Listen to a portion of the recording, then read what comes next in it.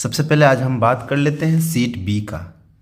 कल हम बात किए थे सेट ए का, आज सेट बी का हम बात कर लेते हैं। सेट बी में आपको एसएसटी का सेट बी देख रहे हैं, तो जिसमें कि 80 क्वेश्चन ऑब्जेक्टिव होता है और कुल मिला के इसमें से कि 40 का जवाब देना होता है। और सब्जेक्टिव की बात करें तो अलग अलग खंड में अलग अलग जो है वो देना पड़ता है, किसी में 3, किसी में 2, किसी में 2, किसी में 3, इस तरह के लिए दिया जाता है। अब हम ऑब्जेक्टिव के क्वेश्चन की शुरुआत करते हैं। सबसे पहला क्वेश्चन आज के लिए, सबसे पहला क्वेश्चन आ रहा है, ये है कि सबसे पहली भूमिगत रेल कब बनी थी। सबसे पहली भूमिगत रेल कब बनी थी, इसका आंसर है ऑप्शन नंबर बी में 1864 ईस्वी में। गिरमिटिया किसे कहा गया है, तो गिरमिटिया जो है वो अनुबंधित मजदूर को कहा जाता है। क्वेश्चन नंबर 3 की हम बात कर लेते हैं। मुद्रण तकनीकी का विकास सर्वप्रथम कहाँ हुआ था, तो मुद्रण तकनीकी का विकास सर्वप्रथम चीन में हुआ था। क्वेश्चन नंबर 4 की हम बात कर लेंगे। अल हिजाज का संपादन किसने किया था, तो आंसर होगा मौलाना आज़ाद ने अल हिजाज का संपादन किया था।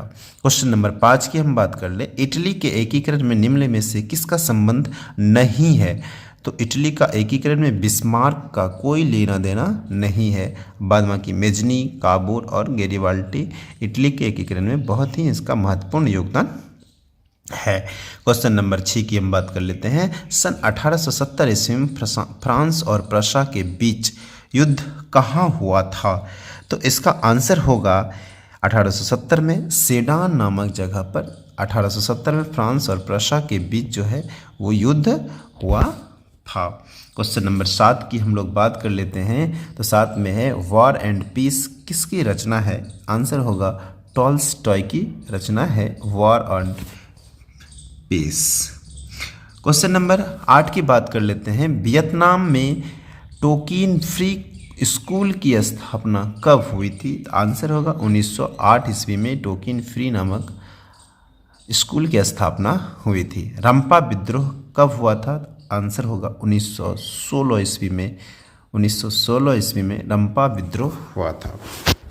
क्वेश्चन नंबर 10 की हम लोग बात कर लेते हैं। तो जमशेद जी टाटा ने Tata and iron steel company की स्थापना कब की थी, तो इसका आंसर होगा 1907 ईस्वी में इसकी स्थापना हुई थी।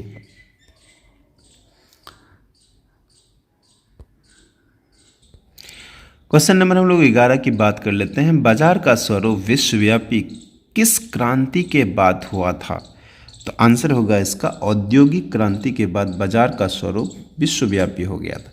तो कागज का आविष्कार सर्वप्रथम किस देश में हुआ था, इस कागज का आविष्कार सर्वप्रथम चीन देश में हुआ था। क्वेश्चन नंबर 13 की बात कर लेंगे। तो नेपोलियन संहिता किस वर्ष लागू की गई थी, तो इसका आंसर होगा नेपोलियन संहिता 1804 ईस्वी में लागू की गई थी। क्वेश्चन नंबर 14 की बात करें। भारत में सबसे बड़ा लौह अयस्क उत्पादक राज्य कौन सा है, सबसे बड़ा लौह अयस्क उत्पादक राज्य झारखंड कहलाता है। कपास उत्पादन के लिए उपयुक्त कौन सी मिट्टी होती है, तो सबसे ज़्यादा उपयुक्त मिट्टी जो होती है वो काली मिट्टी होती है कपास के लिए। अब हम बात करेंगे क्वेश्चन नंबर 16 की बात कर लेते हैं।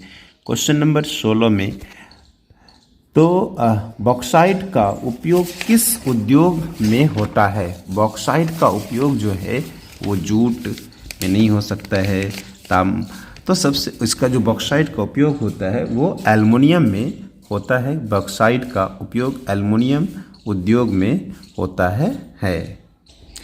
क्वेश्चन नंबर 17 की बात कर ले। क्षेत्रवाद की भावना का दुष्परिणाम होता है, क्षेत्रवाद दुष्परिणाम जो है वो अलगाववाद से होता है, तो ऑप्शन नंबर सी इसका सही है। 18 की बात कर ले। श्रीलंका के बहुसंख्यक समुदाय की भाषा कौन सी है, तो श्रीलंका के बहुसंख्यक समुदाय की भाषा सिंहली होती है। एक अर्थव्यवस्था के किस क्षेत्र को सेवा क्षेत्र कहा जाता है, तो इसका आंसर होगा तृतीयक क्षेत्र। 20 नंबर में कहता है कि विश्व व्यापार संगठन की स्थापना कब हुई थी। तो विश्व व्यापार संगठन की स्थापना 1995 ईस्वी में हुई थी। मरुस्थलीय मृदा का विस्तार निम्न में से कहाँ है। तो इसका आंसर होगा तो राजस्थान में है। तो अब क्वेश्चन नंबर 22 की हम लोग बात कर लेते हैं।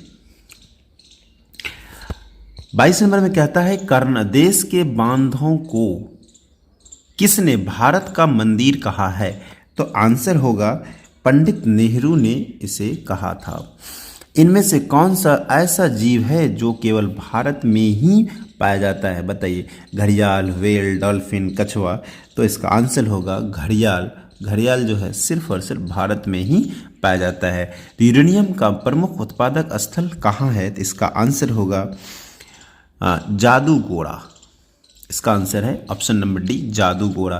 किस फसल को उजला सोना कहा जाता है। तो इसका आंसर होगा कपास को उजला सोना कहा जाता है। संसार के चावल उत्पादक देशों में से भारत का कौन सा स्थान है। तो आंसर होगा इसका चावल। तो भारत में वर्तमान रेलखंडों की संख्या कितनी है। तो कुल मिला के 16 रेलखंड भारत में है। क्वेश्चन नंबर 28 की हम बात करें तो भारत के किन शहरों में मेट्रो रेल सेवा उपलब्ध है। तो भारत के किन शहरों में, यहाँ पर जिनकी ऑप्शन दी गई है उसके अनुसार हम इसका टिक करेंगे। कोलकाता एवं दिल्ली में इसका अवेलेबल है। अभी कोलकाता में तो है लेकिन दिसपुर में नहीं है। दिल्ली में है लेकिन पटना में भी अवेलेबल नहीं है, काम जारी है। दिल्ली में है लेकिन आगरा में नहीं है। तो यहाँ पर हम ऑप्शन से चलेंगे तो कोलकाता एवं दिल्ली ऐसे दो शहर हैं। जहाँ पर मुंबई भी है तो वहाँ पर भी मेट्रो रेल सेवा है लेकिन ऑप्शन में वैसा नहीं है, तो इसलिए हम लोग इसको तो ऑप्शन में कोलकाता ए इसका सही आंसर है। तो 29 की हम लोग बात कर लेंगे। 29 में है भारत का राष्ट्रीय पक्षी कौन है। भारत का राष्ट्रीय पक्षी इसमें से नहीं, मोर लिखा होगा, सॉरी मोर तो राष्ट्रीय पक्षी मोर इसमें नहीं दिया है, इसलिए आप यहाँ पर कबूतर फिलहाल मयूर दिया हुआ है, मोर नहीं लिखा है, तो इसलिए मयूर आप इनको कर देंगे। राष्ट्रीय पक्षी मोर है। 30 नंबर में सोपानी कृषि किस राज्य में प्रचलित है। आंसर होगा उत्तराखंड में ये सोपानी कृषि प्रसिद्ध है। क्वेश्चन नंबर 31 की हम लोग बात कर लेते हैं। 31 में क्वेश्चन नंबर में है रूस की बल्शेविक क्रांति का नेतृत्व किसने किया था। तो आंसर होगा लेनिन ने किया था। सूचना के अधिकार संबंधी कानून कब बना था। तो इसका आंसर होगा 2005 में सूचना का अधिकार कानून, जिसे RTI भी कहते हैं। निम्नलिखित में से खनिजों में कोडरमा किससे संबंधित है। तो इसका आंसर होगा बॉक्साइट में। बॉक्साइट नामक खनिज कोडरमा में सबसे अधिक पाया जाता है। निम्नलिखित में से कौन राष्ट्रीय दल नहीं है। तो इसमें आप बात करेंगे तो भारतीय जनता पार्टी तो है ही। तो LJP जिसे लोक जनशक्ति पार्टी कहते हैं वो राष्ट्रीय दल नहीं है। कांग्रेस राष्ट्रीय दल है, बहुजन समाज पार्टी, भारतीय जनता पार्टी भी राष्ट्रीय दल है। क्वेश्चन नंबर 35 की हम लोग बात कर लेते हैं। 35 में लिखा है भारत के किस तरह के लोकतंत्र की व्यवस्था की गई है। तो भारत में अप्रत्यक्ष लोकतंत्र की व्यवस्था की गई है। गठबंधन सरकार की पकड़ प्रशासन पर होती है। तो आंसर इसमें से सही होगा ढीली होती है। तो क्वेश्चन नंबर हम लोग बात कर लेंगे। क्वेश्चन नंबर 37 की अगर हम लोग बात कर लें तो 37 में लिखा हुआ है कि गठबंधन की सरकार बनाने की संभावना किस प्रकार की दलीय व्यवस्था में होती है। तो यहाँ पर आंसर हो जाएगा बहुदलीय व्यवस्था में होती है। तो भारत में 1977 में हुए आम चुनाव में किस पार्टी को बहुमत मिला था। तो आंसर होगा जनता पार्टी को बहुमत मिला था। तो भारतीय संविधान की 8वीं अनुसूची में कितनी भाषाओं को मान्यता प्राप्त है। तो आंसर होगा 22 भाषाओं को मान्यता प्राप्त है। भारत उपभोक्ता संरक्षण अधिनियम की घोषणा कब की गई थी। तो आंसर होगा 1986 ईस्वी में भारत उपभोक्ता संरक्षण अधिनियम घोषित की थी।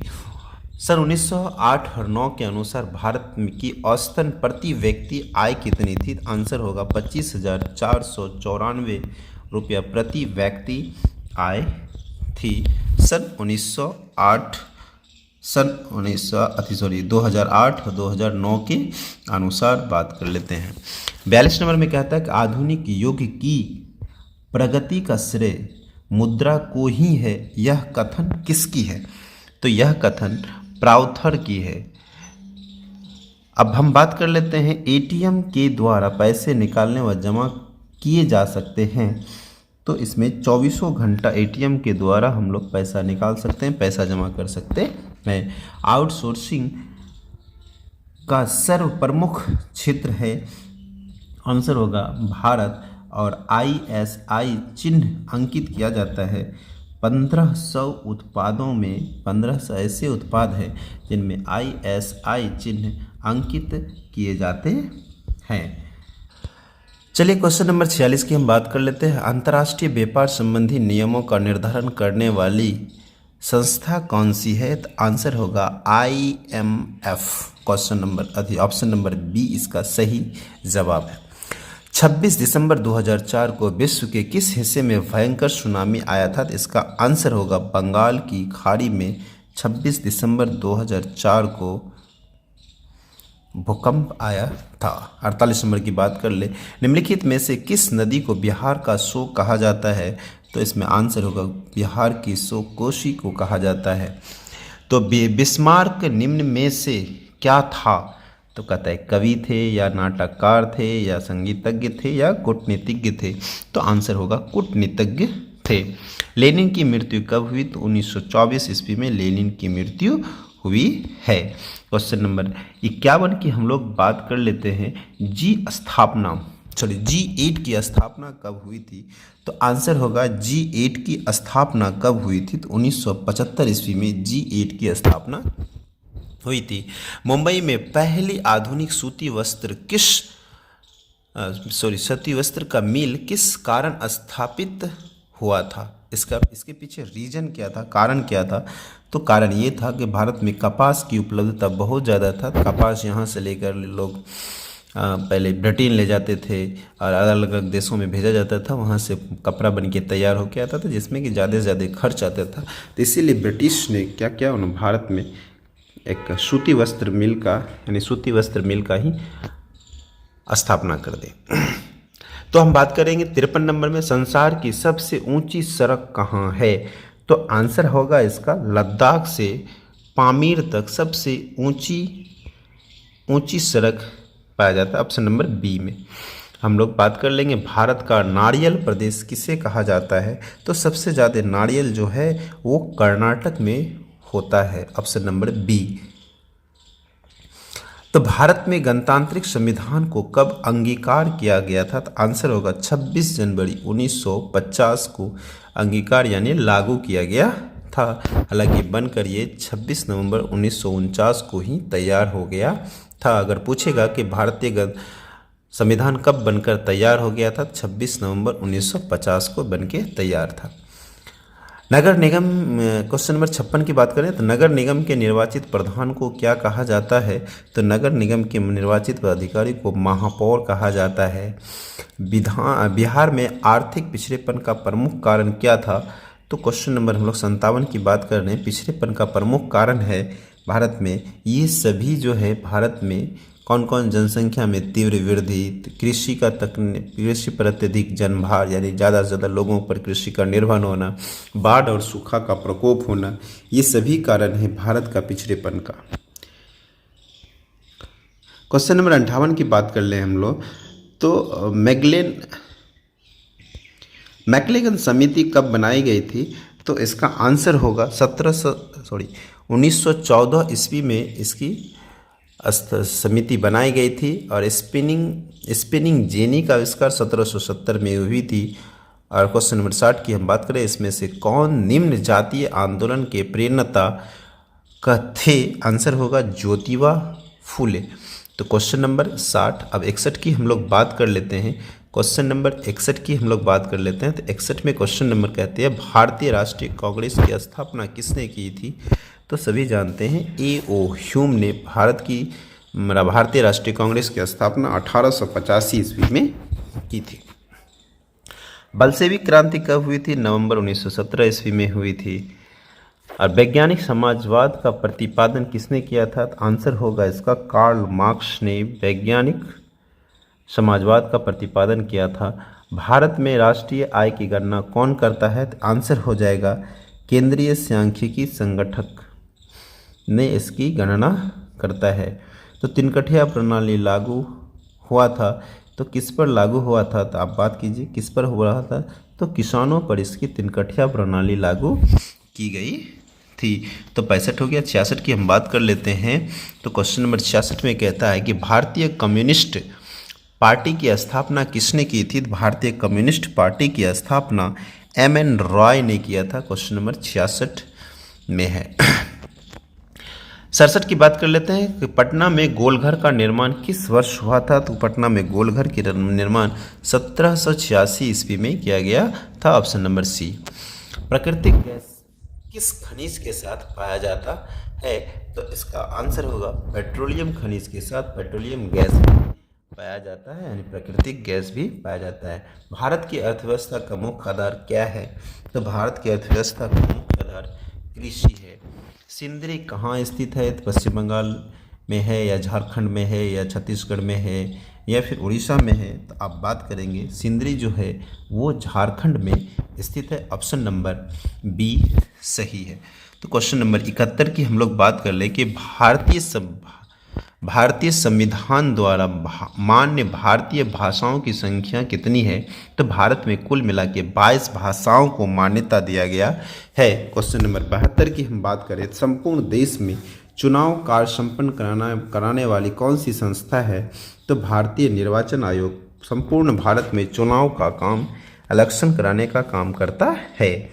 मानवीय पूंजी निर्माण के मुख्य घटक कौन से हैं? तो मानवीय पूंजी में ये सभी आते हैं, स्वास्थ्य सेवाएं, शिक्षा एवं प्रशिक्षण, आवास, ये सभी आते हैं। इसलिए ऑप्शन नंबर डी सही हो जाएगा।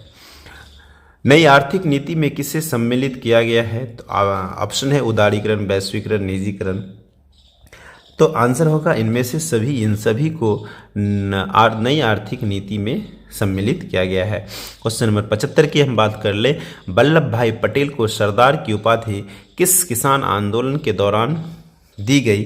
तो आंसर हो जाएगा बारदोली किसान आंदोलन के दौरान जो है वो वल्लभ भाई पटेल को सरदार की उपाधि दी गई थी। अब क्वेश्चन नंबर हम लोग बात करेंगे 76 की, हम लोग बात कर लेते हैं क्वेश्चन नंबर 76। जब क्वेश्चन नंबर 76 में है असहयोग आंदोलन का प्रस्ताव कांग्रेस के किस अधिवेशन में किया गया था? तो आंसर होगा दिसंबर 1920 ईस्वी में कांग्रेस अधिवेशन हुआ था और नागपुर में उसी में ये बात की गई थी। तो समाजवादियों की बाइबल किसे कहा जाता है? तो आंसर होगा दास कैपिटल को समाजवादियों की बाइबल कहा जाता है। जेनेवा समझौता कब हुआ था? तो आंसर होगा 1954 ईस्वी में जेनेवा समझौता हुआ था। जर्मन राइन राज्य का निर्माण किसने किया था? तो आंसर होगा नेपोलियन बोनापार्ट ने जर्मन राइन राज्य का निर्माण किया गया था। 80 की हम लोग बात कर लें, समाजवादी शासन का पहला प्रयोग कहाँ किया गया था? तो आंसर होगा रूस में साम्यवादी शासन का प्रयोग किया गया था। तो ये था 80 ऑब्जेक्टिव। अब हम लोग बात कर लेते हैं सब्जेक्टिव की। आप एक बार फिर से सब्जेक्टिव को अच्छे से देख लीजिए। जिनको ये सब्जेक्टिव आंसर PDF नहीं मिला है वो यहाँ से इस वीडियो को पॉज करके आप सब्जेक्टिव को भी अच्छा से पढ़ लीजिए और इनको अच्छे से याद कर लीजिए, क्योंकि हम लोगों के द्वारा ये गैसेस क्वेश्चन किया गया क्वेश्चंस हैं जो बहुत ही इम्पोर्टेंट है। इनमें से बहुत सारे ऐसे क्वेश्चन हैं जो रिपीटेड हैं, हर साल लगभग आता है। इसलिए आप लोग इनको ध्यान से पढ़ें। धन्यवाद।